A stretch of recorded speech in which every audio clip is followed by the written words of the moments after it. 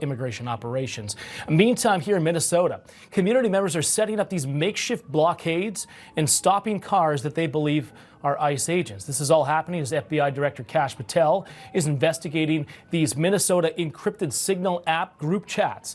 The agency is looking at who is involved and whether they included anything violating federal laws against officers. The head of the Minneapolis Teachers Union is claiming that elected officials are actually in those chat groups. Watch. People that are actively engaged in ICE Watch, in being vigilant in protecting our neighbors, in Signal chat groups, running plates in their cars, doing patrols, that somehow we're ashamed of that activity, that somehow you could call our bosses or show our faces and then we would be shunned by our community. Our bosses are in the Signal chats with us. Our elected officials are in the chats with us. Minnesota Lieutenant Governor Peggy Flanagan has been accused of being in the chat group, but is denying any involvement. As for the body cameras, you can bet the ICE agents are going to be having those on very shortly here, given what's happened in Minnesota. Bianca. All right, John, thank you. Our next guest has a lot of experience in this. A retired NYPD detective, Pat Brosnan, served as a robbery, narcotics, and gun squads in the South Bronx, Harlem for 14 years. His work resulting in the apprehension of more than 900 violent criminals. Not only host right now of Live from the Batcave on AM 970. We want to point out, Pat, that at one point the New York Governor Mario Cuomo dubbed you a one-man war on crime in New York City. So it is good to have you here. You know, let's put up Tim Walz's response. It's never good enough, is it? It's never good enough. He says they should have had been the case long before they killed 2 Americans, he writes, when it comes to body cams. Border Patrol agents should have never been sent in masks and camo to wreak havoc and aimlessly run around a state 1,500 miles from the southern border.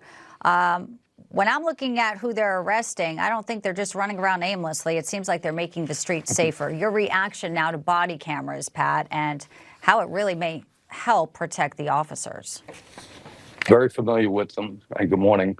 The fact is they are a grand slam home run for law enforcement and for the community. They obliterate in one fell swoop biased testimony and destroy agenda-driven eye and ear witnesses. They're really the perfect eye and ear witness. Their memory is 20/20, their vision is 20/20. They never get tired, and they erase the guesswork associated with reconstructing what I call the story, because it's the story that's really important, Bianca. It's not just the middle where perhaps the shooting and Freddie's matter, but it's the beginning, it's the middle, and it's the end. And it's the totality of those facts that either refute or affirm the officer's statements. And Pat, let's also dig in just a little in our moment here about the fact that the officers, while they're in enforcement, they are being impeded. The Signal chat right there that they were discussing may actually have authorities who are elected officials participating in all of this. So they're not just trying to find the bad guys. There's vigilante justice that some of these people on the left are coming up against. That in of itself, that's why they should be rolling all the time on these body cameras. Yeah, absolutely. And the fact is, these are federal crimes. Obstructing and impeding a federal investigation is a federal crime.